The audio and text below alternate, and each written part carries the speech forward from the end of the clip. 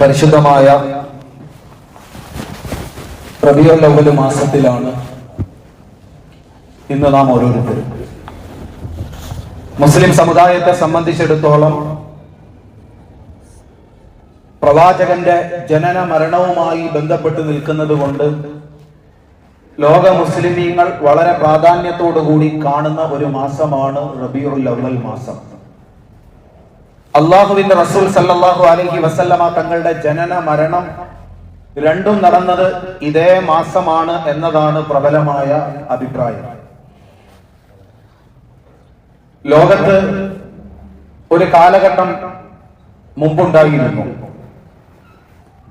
മനുഷ്യന് ജീവിതത്തെക്കുറിച്ചുള്ള ദിശാബോധമില്ലാതെ തങ്ങളുടെ വികാരങ്ങൾക്ക് മാത്രം അടിമപ്പെട്ട് ആരെയും വകവെക്കാതെ ആരെയും പരിഗണിക്കാതെ ഒരു തരത്തിലുള്ള ധാർമ്മിക മൂല്യങ്ങളെയും നിയമങ്ങളെയും പരിഗണിക്കാതെ വികാരങ്ങൾക്ക് അടിമപ്പെട്ട് സ്വന്തം ഇച്ഛകൾ മാത്രം നടപ്പിലാക്കി ജീവിച്ചിരുന്ന ഒരു കൂട്ടം അറേബ്യയിലെ മനുഷ്യരുടെ ഒരു കാലഘട്ടം ഈ ലോകത്ത് കഴിഞ്ഞു പോയിട്ടുണ്ടായിരുന്നു. ആ മണ്ണിലേക്ക് ഒരു റബീഉൽ അവ്വൽ മാസത്തിൽ അള്ളാഹുവിന്റെ റസൂൽ സല്ലല്ലാഹു അലൈഹി വസല്ലമ തങ്ങൾ ജനിക്കുന്നു. 40 വർഷം അവരുടെ ഇടയിൽ മാന്യനായി ജീവിക്കുന്നു. 40 വർഷം കഴിഞ്ഞതോടുകൂടി അള്ളാഹുവിന്റെ ഭാഗത്ത് നിന്നുള്ള ദൈവീക വെളിപാട് ലഭിക്കുകയും പ്രവാചകനായി മാറുകയും അതിനുശേഷമുള്ള 23 വർഷം കൊണ്ട് ദൈവഭക്തിയുള്ള സാമൂഹിക ബോധ്യമുള്ള പ്രകൃതിയെ, സഹജീവികളെ, മനുഷ്യരെ, മൃഗങ്ങളെ എല്ലാത്തിനെയും ബഹുമാനിക്കുന്ന, ഭൂമിയിൽ തങ്ങൾ ചെയ്യുന്ന ഓരോ കർമ്മങ്ങൾക്കും ദൈവത്തിന്റെ മുമ്പിൽ കണക്ക് പറയണമെന്ന ബോധ്യത്തിൽ സൂക്ഷ്മതയിൽ ജീവിച്ച, ആരെയും ഉപദ്രവിക്കാതെ ബുദ്ധിമുട്ടിക്കാതെ ദൈവഭക്തരായി ജീവിച്ച് മരിക്കണമെന്ന് ദൃഢനിശ്ചയം ചെയ്ത ഒരു ജനതയെ ഈ ലോകത്ത് ബാക്കിയാക്കിയിട്ട് തങ്ങളുടെ 23 വർഷത്തെ ദൗത്യം നിർവഹിച്ച് അള്ളാഹുവിന്റെ റസൂൽ സല്ലല്ലാഹു അലൈഹി വസല്ലമ തങ്ങൾ മരണപ്പെട്ട വഫാത്തായ മാസം കൂടിയാണ് ഈ റബീഉൽ അവ്വൽ മാസം. നമ്മൾ മനസ്സിലാക്കണം, 1400 വർഷങ്ങൾക്കപ്പുറം ഈ ലോകത്ത് നിന്ന് മരണപ്പെട്ടു പോയ ഒരു മനുഷ്യൻ ഇന്നും ലോകത്ത് കോടിക്കണക്കിന് മനുഷ്യരുടെ ജീവിതത്തിൽ ഏറ്റവും പ്രിയപ്പെട്ട വ്യക്തിയായി നിൽക്കുമ്പോ, അവരുടെ ജീവിതത്തിൽ ഏറ്റവും കടപ്പാടുള്ള വ്യക്തിയായി നിൽക്കുമ്പോ, അവരുടെ ജീവിത ലക്ഷ്യങ്ങളുടെ തിരുനാളങ്ങൾ, പ്രകാശങ്ങൾ അവരുടെ മുമ്പിലേക്ക് തെളിയിച്ചു കൊടുത്ത ഒരു മനുഷ്യനായി ഇന്നും കോടിക്കണക്കിന് മനുഷ്യരുടെ മുമ്പിൽ നിൽക്കുന്ന വ്യക്തിത്വമാണ് മഹാനായ പ്രവാചകൻ മുഹമ്മദ് മുസ്തഫ സല്ലല്ലാഹു അലൈഹി വസല്ലമ തങ്ങൾ. ആ പ്രവാചകനെ കുറിച്ച് നമ്മൾ ഒരുപാട് കേട്ടിട്ടുണ്ട്, ഒരുപാട് പഠിച്ചിട്ടുണ്ട്. പക്ഷെ നമ്മൾ പലപ്പോഴും പഠിക്കേണ്ടത് പഠിക്കുന്നില്ല, കേൾക്കേണ്ടത് കേൾക്കുന്നില്ല, പ്രവാചകനിൽ നിന്ന് മനസ്സിലാക്കേണ്ടത് നമ്മൾ മനസ്സിലാക്കുന്നില്ല എന്നൊരു പ്രശ്നം ഇന്ന് നമുക്കൊക്കെ ബാധിച്ചിട്ടുണ്ട്. ഇന്ന് നമ്മൾ ജീവിച്ചുകൊണ്ടിരിക്കുന്ന ഒരു ചുറ്റുപാട്, ഒരു നൂറ്റാണ്ട് അല്ലെങ്കിൽ ഒരു കാലഘട്ടം, പ്രത്യേകിച്ച് സോഷ്യൽ മീഡിയ യുഗത്തിൽ നമ്മൾ ജീവിച്ചു കൊണ്ടിരിക്കുമ്പോൾ ഇന്നും കോടിക്കണക്കിന് മുസ്ലിമീങ്ങളുടെ മനസ്സിൽ പ്രകാശമായി ജ്വലിച്ചു നിൽക്കുന്ന പ്രവാചകൻ സല്ലല്ലാഹു അലൈഹി വസല്ലമ തങ്ങളുടെ ജീവിതത്തിൽ നിന്ന്, അധ്യാപനങ്ങളിൽ നിന്ന്, തങ്ങളുടെ ഹദീസുകളിൽ നിന്ന് ഏതെങ്കിലുമൊക്കെ കഷണങ്ങൾ അതിന്റെ മുൻഭാഗവും പിൻഭാഗവും കൂട്ടാതെ അടർത്തി മാറ്റിയെടുത്ത് അതിലൂടെ പ്രവാചകനെതിരെ ആക്ഷേപങ്ങൾ, വിമർശനങ്ങൾ, തെറികൾ ഇന്ന് പബ്ലിക്കിലും സോഷ്യൽ മീഡിയയിലും ഒക്കെ പറഞ്ഞുകൊണ്ട് തെറ്റിദ്ധരിപ്പിച്ചുകൊണ്ടിരിക്കുന്ന ഒരു കാലഘട്ടത്തിലാണ് നമ്മൾ ജീവിച്ചുകൊണ്ടിരിക്കുന്നത്. പ്രവാചകന്റെ ജീവിതത്തിൽ നിന്ന്, സന്ദർഭത്തിൽ നിന്ന് അടർത്തി മാറ്റിയ ചില വാക്കുകൾ, ആ വാക്കുകളുടെ മുൻഭാഗമില്ല, പിൻഭാഗമില്ല, അതിന്റെ സന്ദർഭമില്ല, ആരോടാണ് പറഞ്ഞതെന്നില്ല, എന്തിനാണ് പറഞ്ഞതെന്നില്ല, ഏത് കാലഘട്ടത്തിലാണ് പറഞ്ഞതെന്നില്ല, ഏത് സാമൂഹിക സാഹചര്യത്തിൽ ചുറ്റുപാടിൽ നിന്നാണ് പറഞ്ഞതെന്നില്ല എന്നിരിക്കെ കേവലം വാക്കുകൾ മാത്രം അടർത്തിയെടുത്ത് ഗൂഗിളിന്റെ ട്രാൻസ്ലേറ്ററിൽ കൊണ്ടുപോയി ഇട്ട് അതിൽ നിന്ന് കിട്ടുന്ന മലയാളം അല്ലെങ്കിൽ ഇംഗ്ലീഷ് ട്രാൻസ്ലേഷനും പിന്നെ അതിന്റെ കൂടെ തങ്ങളുടെ യുക്തിക്ക് തോന്നുന്ന തരത്തിലുള്ള വ്യാഖ്യാനവും കൂടി ചേർത്ത് പ്രവാചകനെ മോശമായി ചിത്രീകരിക്കുന്നതിന് വേണ്ടി യുക്തിവാദത്തിന്റെ കപടമുഖം മൂടി അണിഞ്ഞുകൊണ്ട് ഇന്ന് ആളുകൾ വ്യാപകമായി രംഗത്ത് വന്നുകൊണ്ടിരിക്കുന്ന ഒരു കാലഘട്ടത്തിലാണ് നമ്മൾ ജീവിക്കുന്നത്. ഗൂഗിൾ ട്രാൻസ്ലേറ്ററിൽ കൊണ്ടുപോയി ഇട്ടാൽ നമുക്കറിയാം, ഗൂഗിളിന്റെ ട്രാൻസ്ലേറ്റർ ഉപയോഗിച്ചിട്ടുള്ളവർക്കൊക്കെ അറിയാം, നമ്മളതിൽ അറബി ഏതെങ്കിലും ഒരു ഹദീസ് അല്ലെങ്കിൽ ഏതെങ്കിലും ഇംഗ്ലീഷ് കൊണ്ടുവന്ന് ഇട്ടിട്ട് മലയാളത്തിൽ ട്രാൻസ്ലേറ്റ് ചെയ്താലും വെർബ് ഏതാ, നൗൺ ഏതാ, പ്രോവർബ് ഏതാ എന്നൊന്നും അറിയാതെ ചിലപ്പോ ആ വാക്കിന്റെ നേരെ വിപരീത അർത്ഥം ട്രാൻസ്ലേഷനായി കിട്ടുന്ന തരത്തിലാണ് ഗൂഗിളിന്റെ ട്രാൻസ്ലേറ്റർ. ആ ട്രാൻസ്ലേറ്ററിലേക്ക് സന്ദർഭത്തിൽ നിന്ന് അടർത്തിയെടുത്ത വാക്കുകൾ കൊണ്ടുപോയി ഇടുകയും ആ ട്രാൻസ്ലേഷൻ സ്ക്രീൻഷോട്ട് എടുത്ത് അത് സ്ക്രീനിൽ കാണിക്കുകയും അതിന്റെ കൂടെ തങ്ങളുടെ ഭാഗത്ത് നിന്നുള്ള കുറച്ച് വ്യാഖ്യാനങ്ങളും കൂടി ചേർത്ത് കാര്യങ്ങൾ അവതരിപ്പിച്ച് പ്രവാചകനെ വഷളാക്കാൻ വിപുല ശ്രമം നടത്തിക്കൊണ്ടിരിക്കുന്ന ഒരു കാലഘട്ടത്തിലാണ് നമ്മൾ ജീവിച്ചു കൊണ്ടിരിക്കുന്നത്. നമ്മൾ മനസ്സിലാക്കിയിരിക്കണം, ആരായിരുന്നു പ്രവാചകൻ, പ്രവാചകൻ ജീവിച്ച ചുറ്റുപാടുകൾ എന്തായിരുന്നു, പ്രവാചകന്റെ ദൗത്യം എന്തായിരുന്നു, തന്റെ ദൗത്യത്തോട്, തന്റെ ആദർശത്തോട്, താൻ നിലനിന്നിരുന്ന മാർഗത്തോട് എത്രമാത്രം പ്രതിബദ്ധതയും ആത്മാർത്ഥതയും സത്യസന്ധതയും പുലർത്തിയിരുന്ന വ്യക്തിയായിരുന്നു പ്രവാചകൻ എന്ന് നമ്മൾ കൃത്യമായി മനസ്സിലാക്കിയിരിക്കണം. പ്രവാചകൻ ഒരു ജനതയെ മാറ്റിയെടുത്തു. ഇന്നും 14 നൂറ്റാണ്ടുകൾക്കപ്പുറവും ആ പ്രവാചകന്റെ അധ്യാപനങ്ങളിൽ വിശ്വസിച്ച് മാത്രം നന്മകളിൽ ജീവിക്കണം, നന്മയിലായി ജീവിച്ച് മരിക്കണമെന്ന് ചിന്തിക്കുന്ന കോടിക്കണക്കിന് മനുഷ്യരെ ബാക്കിയാക്കുന്ന രീതിയിൽ പ്രവാചകൻ സല്ലല്ലാഹു അലൈഹി വസല്ലമ തങ്ങൾ ഇവിടെ തെളിയിച്ചിട്ട് പോയ ഒരു സന്മാർഗത്തിന്റെ ദീപം ഇന്നും ബാക്കിയായി നിൽക്കുമ്പോഴാണ് ഈ തെറിയഭിഷേകങ്ങളുടെയും ആരോപണങ്ങളുടെയും വിപുല ശ്രമങ്ങൾ നടത്തിക്കൊണ്ടിരിക്കുന്നത്. പ്രവാചകന്റെ ജീവിതത്തിലെ മൂല്യങ്ങളെ മാറ്റി നിർത്തി, പ്രവാചകന്റെ അധ്യാപനങ്ങളെ മാറ്റി നിർത്തി, പ്രവാചകൻ പഠിപ്പിച്ച ഒരു മനുഷ്യനെ മനുഷ്യനാക്കി മാറ്റുന്ന അധ്യാപനങ്ങളെ മാറ്റി നിർത്തി കേവലം ഈ പറഞ്ഞ സാങ്കേതിക വിദ്യകളുടെ സഹായത്തോടുകൂടി നിർമ്മിച്ചെടുത്ത ആരോപണങ്ങൾ ഇന്ന് നമ്മളുടെ മുമ്പിൽ പ്രചരിപ്പിച്ചുകൊണ്ടിരിക്കുകയാണ് വ്യാപകമായി. ഒന്ന്, വാളുകൊണ്ടാണ് പ്രവാചകൻ മതം പ്രചരിപ്പിച്ചത് എന്ന ഒരു ആരോപണം.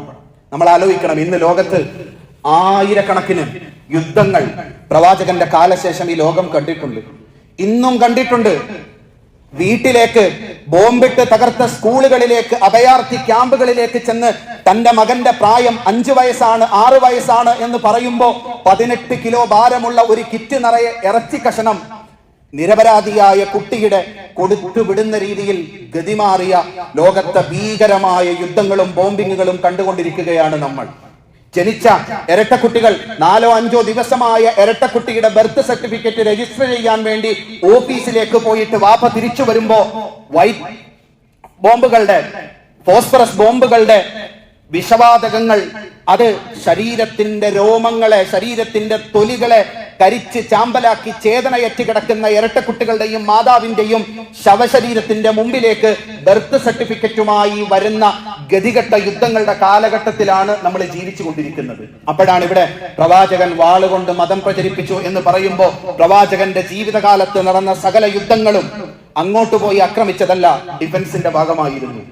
തങ്ങളുടെ നാടിനെയും തങ്ങളുടെ പ്രദേശത്തെയും തങ്ങളുടെ മതത്തെയും ലക്ഷ്യം വെച്ച് ആയുധമേന്തി വന്നവരെ ചെറുക്കുക എന്ന ലക്ഷ്യത്തോടുകൂടി ഇറങ്ങി പുറപ്പെട്ട പ്രവാചകന്റെ ജീവിതകാലത്ത് നടന്ന സകലമാന യുദ്ധങ്ങളിലും കൊല്ലപ്പെട്ട മനുഷ്യരുടെ കണക്കെടുത്ത് പരിശോധിച്ചാൽ ഏതാണ്ട് 700ഓളം ആളുകൾ മാത്രമാണ് ജീവിതകാലത്ത് നടന്ന സകല യുദ്ധങ്ങളിലുമായി കൊല്ലപ്പെട്ടത്.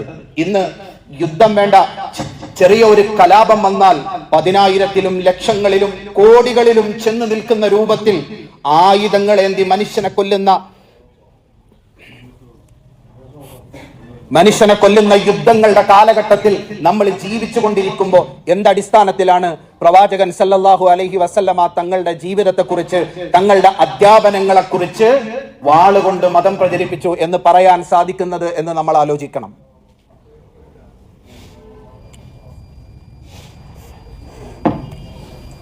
എന്ന് നമ്മൾ ആലോചിക്കണം. പ്രവാചകൻ സല്ലല്ലാഹു അലൈഹി വസല്ലമ തങ്ങൾ മക്കയിലേക്ക് വിജയശ്രീലാളിതനായി വരുന്ന മുഹൂർത്തമുണ്ട്. ലോകത്തറിയപ്പെട്ട എഴുത്തുകാർ മുഴുവൻ അവരുടെ പുസ്തകങ്ങളിൽ ലോക ചരിത്രത്തിൽ ഇതുപോലൊരു മുഹൂർത്തം ഇതിനു മുമ്പും ശേഷവും ഇനി സാക്ഷ്യം വഹിക്കാൻ സാധ്യതയില്ല എന്ന് പറഞ്ഞ ഒരു സന്ദർഭം മക്ക വിജയത്തിന്റെ സമയത്ത് പ്രവാചകന്റെ ജീവിതത്തിൽ ഉണ്ടായിട്ടുണ്ട്. മക്ക തിരിച്ച് കീഴടക്കി മക്കയിലേക്ക് പ്രവാചകനും സഹാബാക്കളും കടന്നു വരികയാണ്.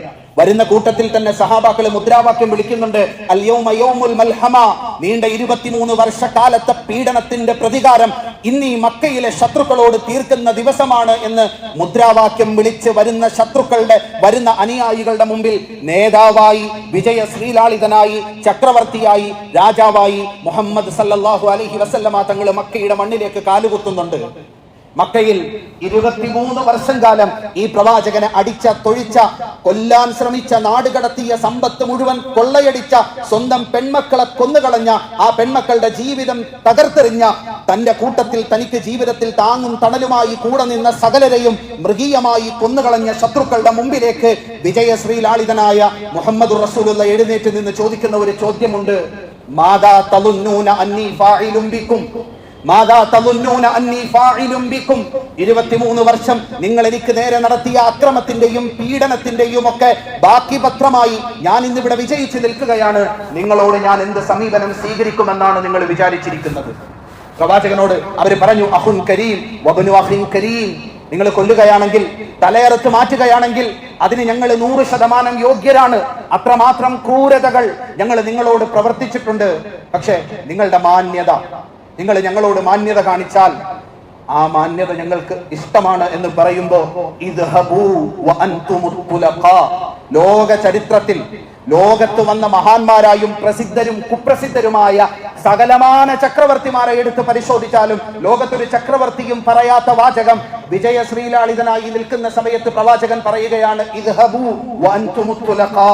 എന്റെ ഭാര്യയെ പട്ടിണിക്കിട്ട് കൊന്ന ഘാതകർ, എന്റെ മകളെ കുന്തം കൊണ്ട് കുത്തിക്കൊന്ന ഘാതകർ, എന്റെ പെൺമക്കളുടെ ജീവിതം തകർത്തെറിഞ്ഞ് നശിപ്പിച്ചു കളഞ്ഞ ഘാതകർ, അപരാധികൾ, പ്രതികൾ, ശത്രുക്കൾ, കുറ്റക്കാർ, നിങ്ങൾ എന്റെ മുമ്പിൽ നിൽക്കുകയാണ്. ഞാൻ ദൈവിക വെളിപാടിന്റെ അടിസ്ഥാനത്തിൽ മാത്രമാണ് സംസാരിക്കുന്നത്. ഇദ്ഹബൂ വഅൻതും തുലഖാ, നിങ്ങൾ എല്ലാവരും പൊയ്ക്കൊള്ളുക, നിങ്ങൾ എല്ലാവരും സ്വതന്ത്രരായി പൊയ്ക്കൊള്ളുക.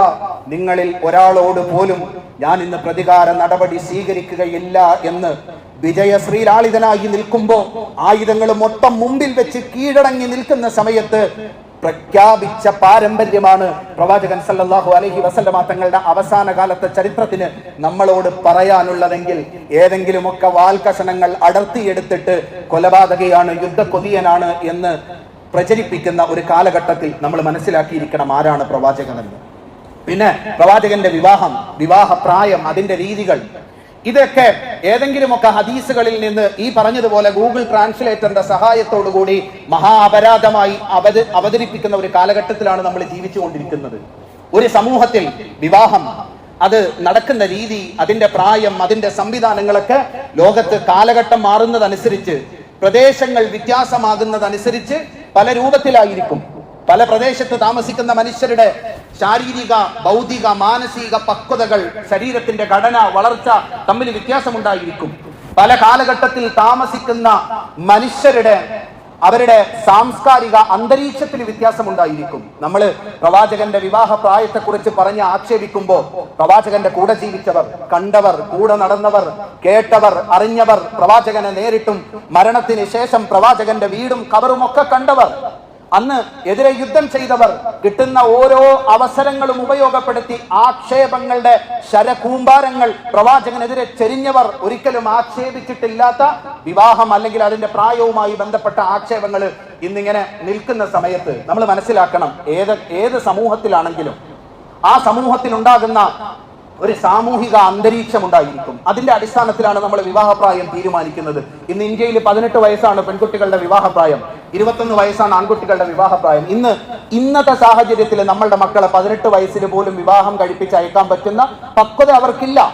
21 വയസ്സുള്ള ആൺകുട്ടിയെ വിവാഹം കഴിപ്പിച്ച് അയക്കാൻ പറ്റുന്ന പക്വത അവർക്കില്ല. വിവാഹപ്രായം തീരുമാനിക്കുന്നത് ഏതെങ്കിലും സെലക്റ്റീവായ നമ്പറിന്റെ അടിസ്ഥാനത്തിൽ അല്ല. ലോകത്ത് ഇന്നേ വരെയുള്ള കാലഘട്ടത്തിൽ നമ്മൾ ഒത്തിരിയൊന്നും പുറകോട്ട് പോകണ്ട. ഇന്ത്യയിലെ ആദ്യത്തെ പ്രസിഡന്റ് ഡോക്ടർ രാജേന്ദ്ര പ്രസാദ് 12ാമത്തെ വയസ്സിലാണ് അദ്ദേഹം വിവാഹം കഴിച്ചത്. ഗാന്ധിയുടെ വിവാഹം, അതെല്ലാം പോട്ടെ, ഈ ഇരിക്കുന്നതിൽ ഭൂരിപക്ഷം ആളുകളും ജീവിച്ചിരുന്ന സമയത്ത് ഇന്ത്യയിലെ പ്രധാനമന്ത്രിയായിരുന്ന PV നരസിംഹറാവു, 17 ഭാഷകളിൽ സംസാരിച്ചിരുന്ന, നെഹ്റു കഴിഞ്ഞാൽ ഇന്ത്യയിൽ ഏറ്റവും പാണ്ഡിത്യമുള്ള പ്രധാനമന്ത്രി എന്ന് വിശേഷിപ്പിച്ചിരുന്ന, മരണപ്പെട്ട 20 വർഷത്തിന് ശേഷം കഴിഞ്ഞ വർഷം സർക്കാർ ഭാരതരത്നം അല്ലെങ്കിൽ പത്മശ്രീ കൊടുത്ത് ആദരിച്ച ഇന്ത്യയിലെ പ്രസിദ്ധനും കുപ്രസിദ്ധനുമായിരുന്ന നരസിംഹറാവു, അദ്ദേഹത്തിന്റെ ഓട്ടോബയോഗ്രഫി ഉണ്ട്, ഹാഫ് ലയൺ എന്നാണ് പുസ്തകത്തിന്റെ പേര്. മറ്റൊരു പുസ്തകം അദ്ദേഹത്തിന്റെ ജീവിത ചരിത്രത്തെ കുറിച്ച് ആധികാരികമായിട്ട് എഴുതിയത് the man who റീമെയ്ൻഡ് India.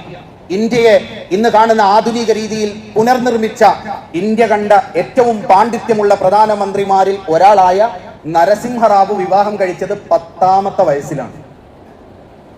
Child line അറിഞ്ഞായിരുന്നെങ്കിൽ ഇന്ന് കേസെടുത്തേനെ. പോക്സോ കേസിൽ ഇന്ത്യയുടെ ആദ്യത്തെ പ്രസിഡന്റും ഇന്ത്യയുടെ രാഷ്ട്രപിതാവും ഇന്ത്യ കണ്ട ഏറ്റവും പ്രഗത്ഭനായ പ്രധാനമന്ത്രിമാരിൽ 17 ഭാഷകൾ സംസാരിച്ചിരുന്ന നരസിംഹറാവു ഇന്ന് ജയിലിൽ കിടന്നേനെ. കാരണം ആ കാലഘട്ടത്തിൽ മനുഷ്യരുടെ അവരുടെ സംസ്കാരം അതായിരുന്നു. അവരുടെ ശാരീരിക, ബൗദ്ധിക, സാമൂഹിക പക്വത ആ പ്രായത്തിൽ തീരുമാനിച്ചിരുന്നു. ഇന്നൊരിക്കലും 18 വയസ്സിന് പോലും നമുക്ക് വിവാഹം കഴിപ്പിച്ചയക്കാൻ സാധിക്കുകയില്ല. ഗൾഫ് രാജ്യങ്ങളിലെല്ലാം 20 വയസ്സിന് മുകളിലാണ് വിവാഹപ്രായമായി പെൺകുട്ടികളുടെ നിശ്ചയിച്ചിരുന്നത്. ഇതേ ഗൾഫ് രാജ്യങ്ങളിൽ കുറെ കാലം മുമ്പ് നേരത്തെ വിവാഹം കഴിപ്പിച്ചിരുന്നു. കാരണം അന്നത്തെ മനുഷ്യരുടെ വളർച്ച, എവല്യൂഷൻ. ഇന്ന് യുക്തിവാദികൾ അടിസ്ഥാനപരമായി മനുഷ്യ ജന്മത്തിന് അല്ലെങ്കിൽ മനുഷ്യന്റെ വളർച്ചയ്ക്ക് ദൈവത്തെ നിഷേധിക്കാൻ വേണ്ടി അവതരിപ്പിക്കുന്ന എവല്യൂഷൻ തിയറി പോലും നമ്മളോട് പറയുന്നത് കാലം മാറുന്നതനുസരിച്ച് മനുഷ്യന്റെ ശാരീരിക, ബൗദ്ധിക, മാനസിക പക്വതകൾ വ്യത്യാസപ്പെടുമെന്നാണ്. അപ്പൊ നമ്മൾ കേവലം ഏതെങ്കിലും ഒരു നമ്പറിന്റെ അടിസ്ഥാനത്തിൽ മാത്രം മൂല്യങ്ങളെ മാറ്റി നിർത്തി, കണ്ട കൂട്ടത്തിൽ താമസിച്ച ജനതയുടെ അവരുടെ അഭിപ്രായങ്ങളെ മാറ്റി നിർത്തി നമ്മൾ വിമർശിക്കാൻ നിന്നാൽ പൊട്ടക്കണച്ചിലെ തവളകളായി പോകുമെന്നല്ലാതെ മറ്റൊരു മെച്ചവുമില്ല. ഇവിടെയാണ് നമ്മൾ പ്രവാചകനെ മനസ്സിലാക്കേണ്ടത്. ആരായിരുന്നു പ്രവാചകൻ? ഇന്ന് ലോകത്ത് നടന്നുകൊണ്ടിരിക്കുന്ന, പ്രത്യേകിച്ച് നമ്മുടെ നാട്ടിലെ ഒരു ട്രെൻഡ് തന്നെ, ഇന്നത്തെ ആധുനിക യുക്തിവാദികൾ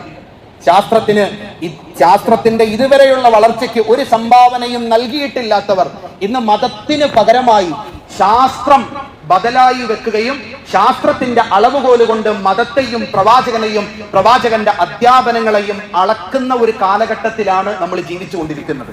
നമ്മൾ പ്രത്യേകം മനസ്സിലാക്കണം, മതത്തിന് പകരമായി, വിശ്വാസത്തിന് പകരമായി ശാസ്ത്രത്തെ ഒരിക്കലും നമുക്ക് വെക്കാൻ പറ്റുകയില്ല. ഒരർത്ഥത്തിൽ പറഞ്ഞാൽ ലോകത്ത് ഏറ്റവും വിശ്വസിക്കാൻ പറ്റാത്തത് ശാസ്ത്രമാണ്.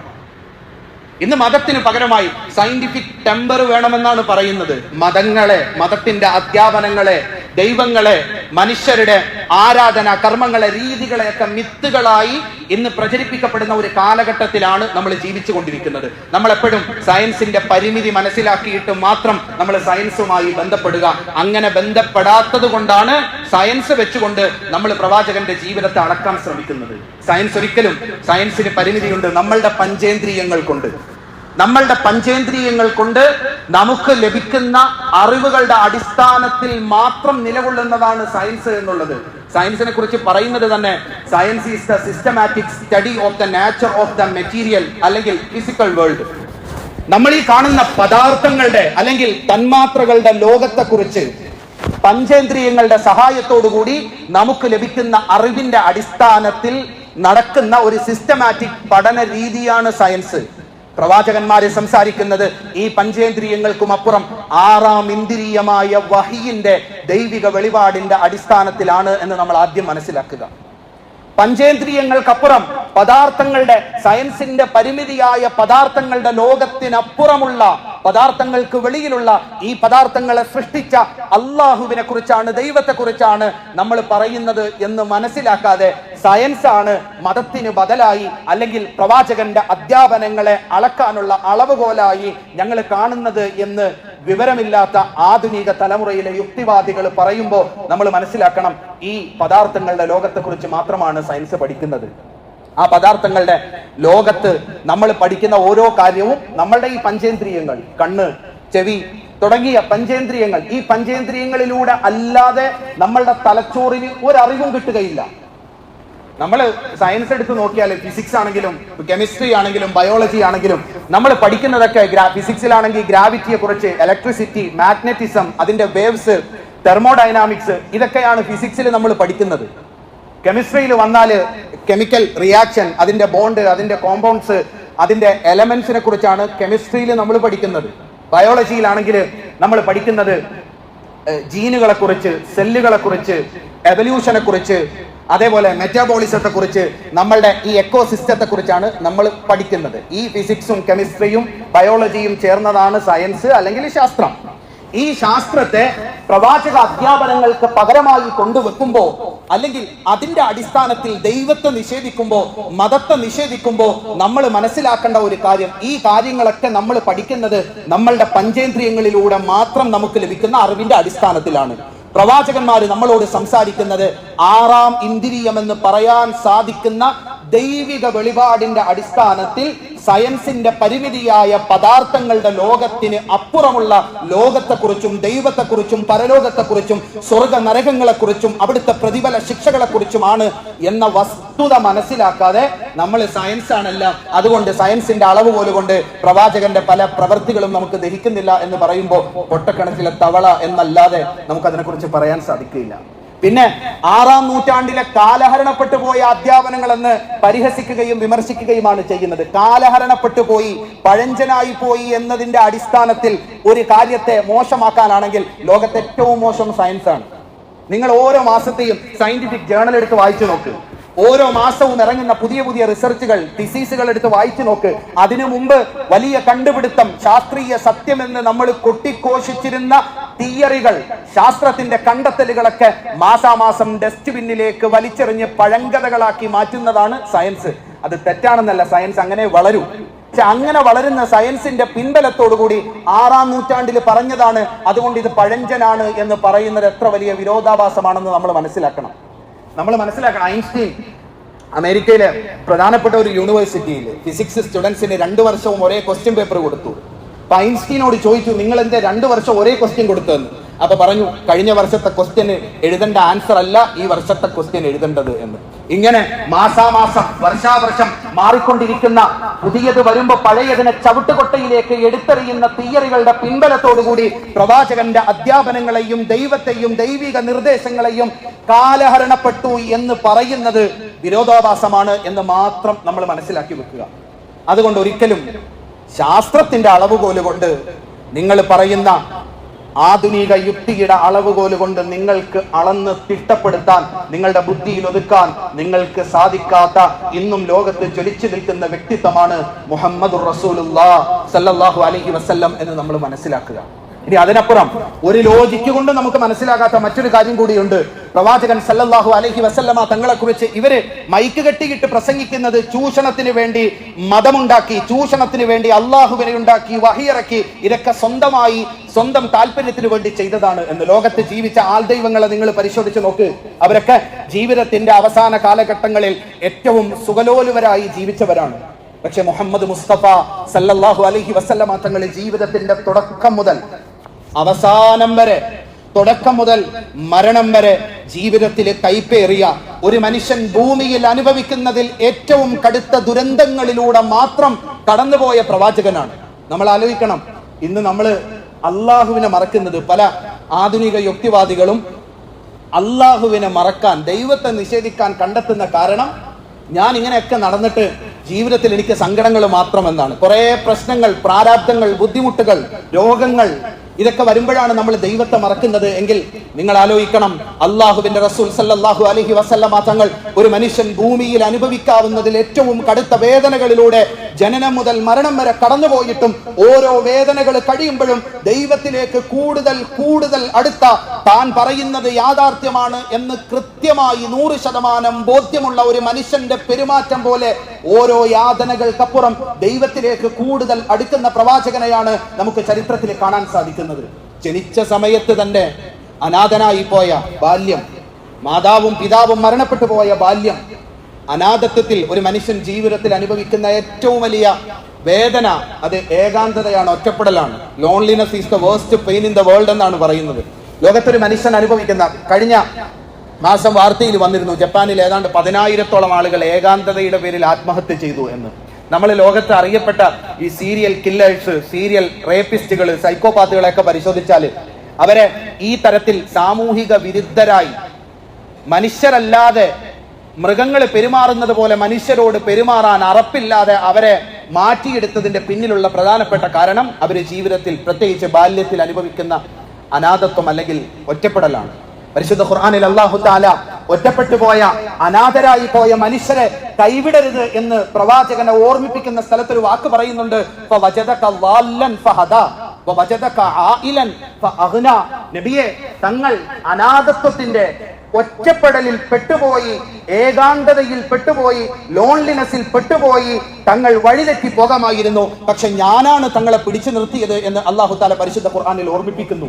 ആ അനാഥത്വത്തിന്റെ കയ്പ് നീര് കുടിച്ച് വളർന്ന പ്രവാചകൻ സല്ലല്ലാഹു അലൈഹി വസല്ലമ തങ്ങൾ മക്കയിലെ ഏറ്റവും അറിയപ്പെട്ട, ഏറ്റവും സ്ഥാനവും ബഹുമാനവുമുള്ള മനുഷ്യനായി ജീവിക്കുന്ന സമയത്ത് അള്ളാഹുവിനെ കുറിച്ച് പറഞ്ഞതിന്റെ പേരിൽ മാത്രം മക്കക്കാരുടെ ആരോപണങ്ങൾക്കും വിമർശനങ്ങൾക്കും പുറത്താക്കലുകൾക്കും ഒറ്റപ്പെടലുകൾക്കും വിധേയനായ പ്രവാചകൻ ആ ആരോപണവും ആ ഒറ്റപ്പെടലും ആ ബുദ്ധിമുട്ടുകളുടെയും ഒക്കെ ഒടുവിലും അള്ളാഹുവിലേക്ക് കൂടുതൽ അടുക്കുന്ന പ്രവാചകനെയാണ് നമ്മൾ കണ്ടത്. നമ്മൾ ആലോചിച്ച് നോക്കണം. ഇന്ന് പള്ളിയിൽ വന്ന് നിസ്കരിച്ച എനിക്ക് ലോട്ടറി അടിച്ചില്ല, പള്ളിയിൽ പോകാത്ത, അള്ളാഹെ വിളിക്കാത്ത അവന് ലോട്ടറി അടിച്ചു, അതുകൊണ്ട് ഞാൻ ഇനി പള്ളിയിൽ വരുന്നില്ല എന്ന് പറഞ്ഞിട്ട് അള്ളാഹുവിനെ മറക്കുന്ന ഒരു കാലഘട്ടത്തിൽ ജീവിച്ചിരിക്കുമ്പോ നിങ്ങൾക്ക് ആലോചിക്കാൻ സാധിക്കുമോ തന്റെ ജീവിതകാലത്ത് തന്റെ 6 മക്കളെ ഖബറിലേക്ക് വെച്ച് അതിന്റെ മുകളിലേക്ക് മണ്ണ് വാരിയിടേണ്ട വന്ന ഒരു വാപ്പയുടെ മാനസികാവസ്ഥ?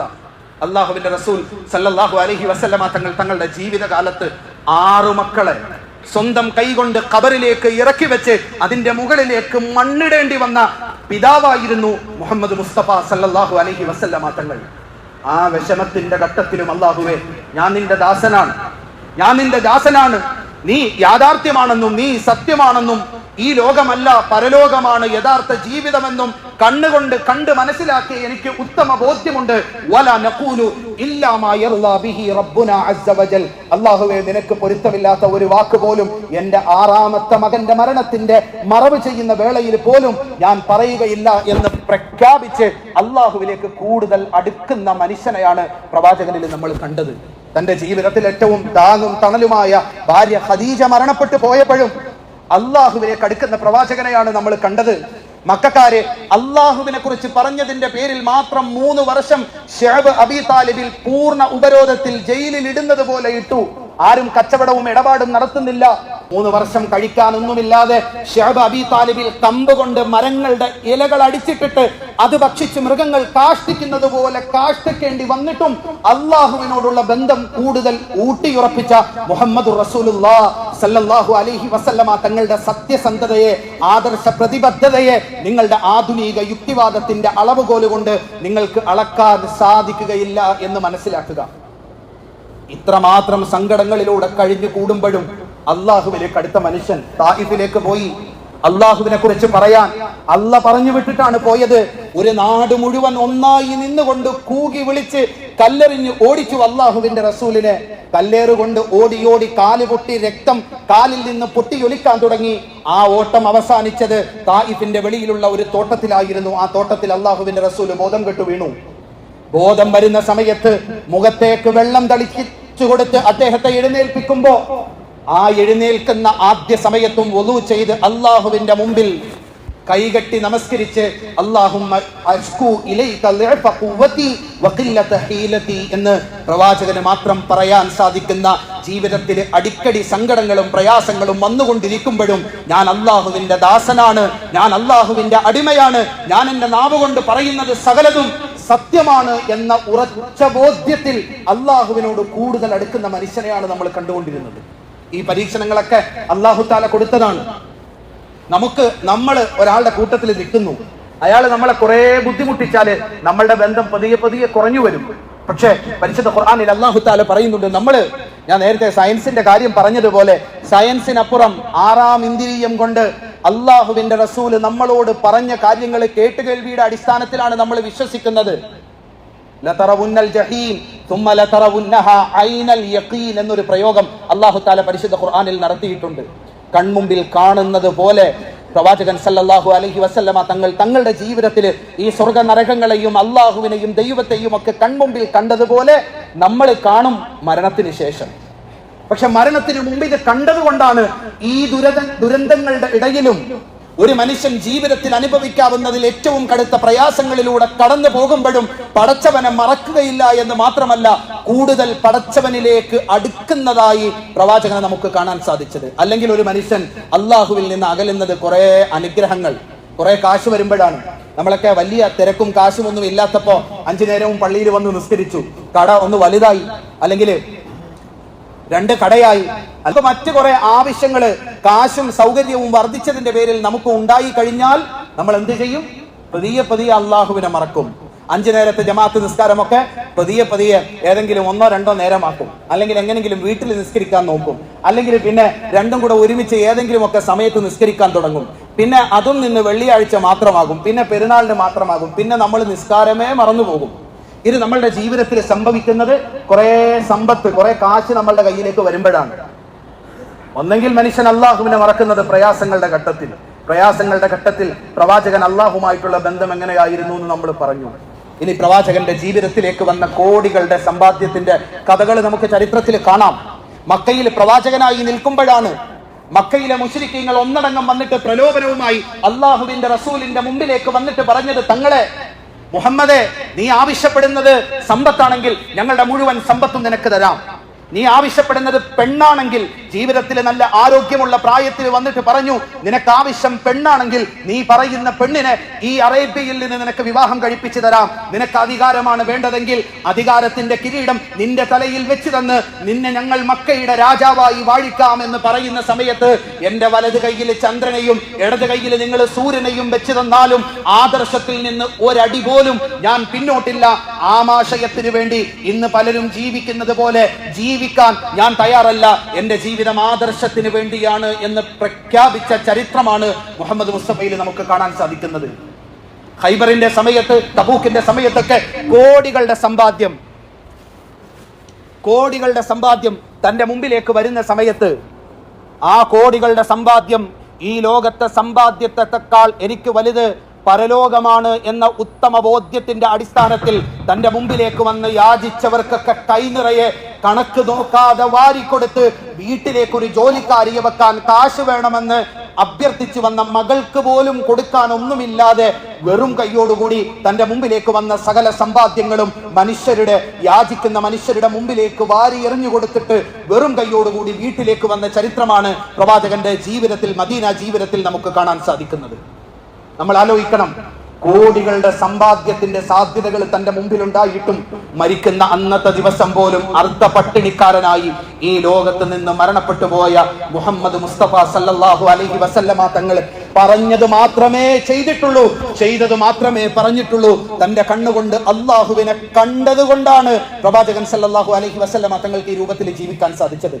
നമ്മൾ ആലോചിക്കണം, നബിതങ്ങളുടെ ഏറ്റവും അടുത്ത കൂട്ടുകാരൻ ഉണ്ടായിരുന്നു മഹാനായ അബൂബക്കർ സിദ്ദീഖ് റളിയല്ലാഹു അൻഹു. ഒരു മനുഷ്യന്റെ ജീവിതത്തെ ഏറ്റവും കൂടുതൽ സ്വാധീനിക്കുന്നത് അദ്ദേഹത്തിന്റെ സുഹൃത്തായിരിക്കും.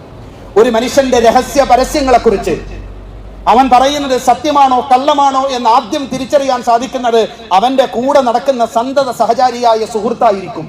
ഒരു മനുഷ്യൻ നന്നാവാനും നശിക്കാനും ഏറ്റവും വലിയ കാരണമാകുന്നത് അവന്റെ കൂട്ടുകാരനായിരിക്കും. അള്ളാഹുവിന്റെ റസൂലിന്റെ കൂടെ ജീവിച്ച, ചെറുപ്പം മുതൽ മരണം വരെ കൂട്ടത്തിലുണ്ടായിരുന്ന കൂട്ടുകാരനുണ്ടായിരുന്നു അബൂബക്കർ സിദ്ദീഖ്. മക്കയിലെ അതിസമ്പന്നനായ വ്യാപാരിയായിരുന്നു. അബൂബക്കർ സിദ്ദീഖിന്റെ ജീവിതം സാക്ഷിയാണ്. മുഹമ്മദ് മുസ്തഫ സല്ലല്ലാഹു അലൈഹി വസല്ലമ തങ്ങൾ തന്റെ 6ാം ഇന്ദ്രിയം കൊണ്ട് പഠിപ്പിച്ചു തന്ന ദൈവവും പരലോകവും നരകവും സ്വർഗവും ഒക്കെ സത്യമാണ് എന്നതിന്റെ ഏറ്റവും വലിയ സാക്ഷ്യമായി നമ്മളുടെ മുമ്പിൽ നിൽക്കുന്നത് അബൂബക്കർ സിദ്ദീഖാണ്. അതിസമ്പന്നനായ അബൂബക്കർ അള്ളാഹുവിന് വേണ്ടി തന്റെ സമ്പത്ത് മുഴുവൻ ചെലവഴിച്ചു.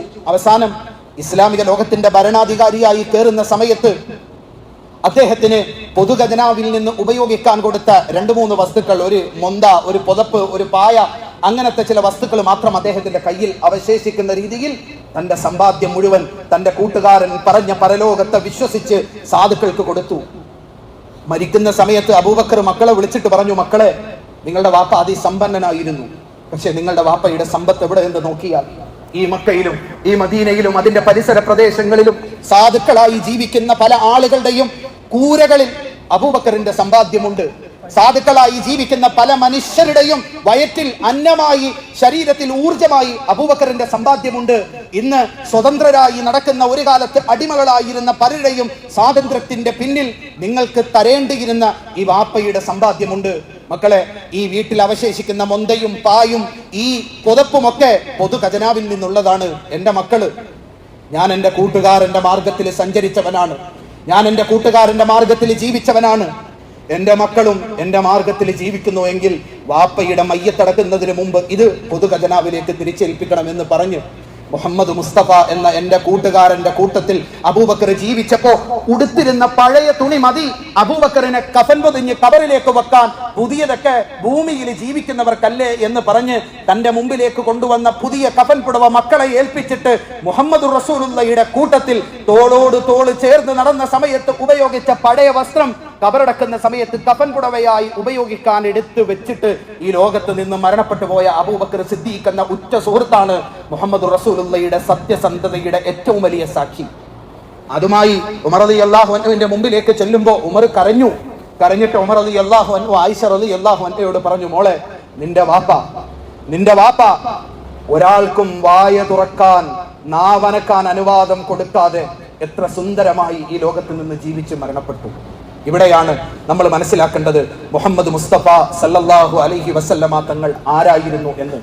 മുഹമ്മദ് മുസ്തഫ സല്ലല്ലാഹു അലൈഹി വസല്ലമ തങ്ങളുടെ ജീവിതം എന്തായിരുന്നു എന്ന് ഇതറിയാൻ, ഇത് കാണാൻ, ഇത് മനസ്സിലാക്കാൻ ഏതെങ്കിലുമൊക്കെ കോടതികളുടെ പേപ്പർ കൊണ്ട് ഇറിഗേഷൻ ഡിപ്പാർട്ട്മെന്റിന്റെയോ ആർക്കിയോളജി ഡിപ്പാർട്ട്മെന്റിന്റെയോ ബുൾഡോസറുകളും JCBകളും കൊണ്ടുവന്ന് നൂറ്റാണ്ടുകൾ പഴക്കമുള്ള കെട്ടിടത്തിന്റെ അസ്ഥിവാരം കുഴിച്ച് മാന്തേണ്ട കാര്യമൊന്നുമില്ല. നിങ്ങൾ മദീനയിലേക്ക് ചെല്ല്, അവിടെ കാണാം മുഹമ്മദ് മുസ്തഫ അന്തിയുറങ്ങുന്ന റൗള ഷരീഫ്. ആ മുഹമ്മദ് മുസ്തഫ ജീവിതത്തിൽ കയറി നിന്ന് പ്രസംഗിച്ച മിമ്പർ, മുഹമ്മദ് മുസ്തഫയുടെ നെറ്റിത്തടം പതിച്ചുകൊണ്ട് പവിത്രമായി മാറിയ മസ്ജിദുൻ നബവി, മുഹമ്മദ് മുസ്തഫയുടെ കാൽപ്പാട് കൊണ്ട് സ്വർഗമായി മാറിയ റൗളത്തും മിൻ റിയാദിൽ ജന്ന. മുഹമ്മദ് മുസ്തഫ ഈ ലോകത്ത് നിന്ന് മരണപ്പെട്ടു പോകുന്ന സമയത്ത് തങ്ങളുടെ ജീവിതത്തിൽ സന്മാർഗത്തിന്റെ പ്രതീക്ഷയുടെ വിജയത്തിന്റെ തിരുനാളം തെളിച്ച പ്രകാശ ദീപമാണ് കെട്ടുപോയത് എന്ന ചിന്തയിൽ മദീനയിൽ കരഞ്ഞിരുന്ന നൂറുകണക്കിന്, ആയിരക്കണക്കിന്, ലക്ഷക്കണക്കിന് സഹാബാക്കളുടെ ഖബറുകൾ നിങ്ങൾക്ക് മദീനയിലെ ജന്നത്തുൽ ബഖീയിലേക്ക് പോയാൽ കാണാം. ഇതൊന്നും ഏതോ നൂറ്റാണ്ടിൽ നടന്ന കെട്ടുകഥകളല്ല. നിങ്ങൾക്ക് തെളിവ് സഹിതം അതിലെ ഓരോ മണൽത്തരികളും ഇന്നും ഓർമ്മയോടുകൂടി നമ്മളോട് പറയും ആരായിരുന്നു മുഹമ്മദ് മുസ്തഫ സല്ലല്ലാഹു അലൈഹി വസല്ലമ തങ്ങളെന്ന്. ഇങ്ങനൊരു ജീവിതം ജീവിച്ച മനുഷ്യന് ആക്ഷേപിക്കാൻ, തെറിവിളിക്കാൻ, കുറ്റം പറയാൻ ഞാൻ നേരത്തെ പറഞ്ഞ മാനദണ്ഡങ്ങളുടെ അടിസ്ഥാനത്തിൽ വിപുല ശ്രമങ്ങൾ നടത്തിക്കൊണ്ടിരിക്കുകയാണ്. അമേരിക്കക്കാരനായ, ജൂതനായ, വംശീയവാദിയായ, ഫിസിസിസ്റ്റായ, അമേരിക്കയിലെ ഏറ്റവും പ്രധാനപ്പെട്ട യൂണിവേഴ്സിറ്റിയിൽ ചരിത്ര വിഭാഗത്തിൽ ഫാക്കൽറ്റിയായ മൈക്കിൾ എച്ച് ഹാർട്ടിന്റെ ദ 100 എന്ന് പറയുന്ന പുസ്തകമുണ്ട്. ലോകത്ത് മനുഷ്യരിൽ സ്വാധീനം ചെലുത്തിയ ഏറ്റവും പ്രധാനപ്പെട്ട 100 വ്യക്തികളെ മൈക്കിൾ എച്ച് ഹാർട്ട് തെരഞ്ഞെടുത്തിട്ടുണ്ട്. മൈക്കിൾ എച്ച് ഹാർട്ട് മുസ്ലിം അല്ല, അല്ലെങ്കിൽ മൈക്കിൾ എച്ച് ഹാർട്ട് കാശ് വാങ്ങിയിട്ട് എഴുതിയതുമല്ല, ഇന്നും ജീവിച്ചിരിക്കുന്ന ആളാണ്. അദ്ദേഹം ആ പുസ്തകത്തിൽ പറയുന്നുണ്ട്, my choice of Muhammad to lead the list of the most influential persons in the world may be surprise some readers, may be questioned by others. ഞാനിവിടെ മുഹമ്മദിനെയാണ് ലോകത്തെ ഏറ്റവും സ്വാധീനം ചെലുത്തിയ വ്യക്തിയായി തിരഞ്ഞെടുത്തിരിക്കുന്നത്. അത് പലരിലും അത്ഭുതമുണ്ടാക്കും. ഈ കേൾക്കുന്ന പ്രചരണങ്ങളൊക്കെ കേട്ട് പകുതിയും മുഴുവനും മുക്കാലും ഒക്കെ വിശ്വസിച്ച് നിൽക്കുന്ന പലർക്കും ചോദ്യങ്ങൾ ഉണ്ടാകും, അത്ഭുതമുണ്ടാകും. പക്ഷെ ഞാൻ പറയുന്നു, he was the only person in history who was supremely successful on both the secular and the religious way. Muhammad മാത്രമാണ് ലോക ചരിത്രത്തിൽ സെക്യുലറായും മതപരമായും പറഞ്ഞത് മാത്രം ചെയ്യുകയും ചെയ്തത് മാത്രം പറയുകയും തന്റെ ആദർശത്തോടും തന്റെ ദൗത്യത്തോടും താൻ കൊണ്ടുവന്ന മതത്തിനോടും ദീനിനോടും തന്റെ അധ്യാപനങ്ങളോടും 100% കൂറ് പുലർത്തി ഈ ലോകത്ത് ജീവിച്ച വ്യക്തിയെ ചരിത്രത്തിൽ മുഹമ്മദിനെയാണ് എനിക്ക് കാണാൻ സാധിച്ചത് എന്ന് മൈക്കിൾ എച്ച് ഹാർട്ട് പറഞ്ഞുവെങ്കിൽ, ബർനാൻ ഷാ പറഞ്ഞുവെങ്കിൽ ലോകത്ത് പലരും പറഞ്ഞിട്ടുണ്ട്. അതുകൊണ്ട് മുഹമ്മദ് മുസ്തഫ സല്ലല്ലാഹു അലൈഹി വസല്ലമ തങ്ങളുടെ വ്യക്തിത്വത്തെ ഈ പറയുന്ന സയൻസിന്റെ അളവുകോല് കൊണ്ട് നിങ്ങൾ അളക്കാൻ ശ്രമിക്കുകയാണെങ്കിൽ അത് വിപുല ശ്രമമായിരിക്കും. അതിന്റെ കാരണങ്ങൾ ഞാൻ പറഞ്ഞു. അങ്ങനത്തെ ആളുകളോട് പറയാനുള്ളത്, ഒരു അറബി കവി പറഞ്ഞതുപോലെ, ഫസൗഫ തറാ ഇദൻ ഖലബൽ ഗുബാറു അഫർസുൻ തഹ്ത റിജ്ലിക അം ഹിമാറു. ഈ പൊടിപടലങ്ങൾ, കുതിരയുടെ കൊളമ്പടിയുടെ പേരിൽ ഈ മരുഭൂമിയിൽ പടർന്നു പന്തലിച്ച ഈ പൊടികളൊക്കെ മായിഞ്ഞു കഴിയുമ്പോൾ നിങ്ങൾക്ക് മനസ്സിലാകും നിങ്ങളുടെ കാലിനടിയിൽ കുതിരയാണോ അതല്ല കഴുതയാണോ എന്ന് മാത്രം നമ്മൾ മനസ്സിലാക്കുക. പ്രവാചകൻ സല്ലല്ലാഹു അലൈഹി വസല്ലമ തങ്ങൾക്ക് നേരെ വരുന്ന വിമർശനങ്ങളുമായി ബന്ധപ്പെട്ട് നമ്മൾ പ്രവാചകന്റെ ജീവിതത്തിൽ നിന്ന് പഠിക്കേണ്ട ചില പ്രധാനപ്പെട്ട കാര്യങ്ങളുണ്ട്. വരുന്ന ആഴ്ചയിൽ നമുക്ക് അതിനെക്കുറിച്ച് പറയാം. അല്ലാഹു സുബ്ഹാനഹു വ തആല ആ പ്രവാചകന്റെ ദൗത്യത്തിലായി മരണം വരെ ജീവിച്ച് അതേ അവസ്ഥയിൽ മരിക്കാനും നാളെ ആ പ്രവാചകനോടൊപ്പം സ്വർഗത്തിൽ പ്രവേശിക്കാനും നാം ഓരോരുത്തർക്കും ഭാഗ്യം തന്ന് അനുഗ്രഹിക്കുമാറാണ്.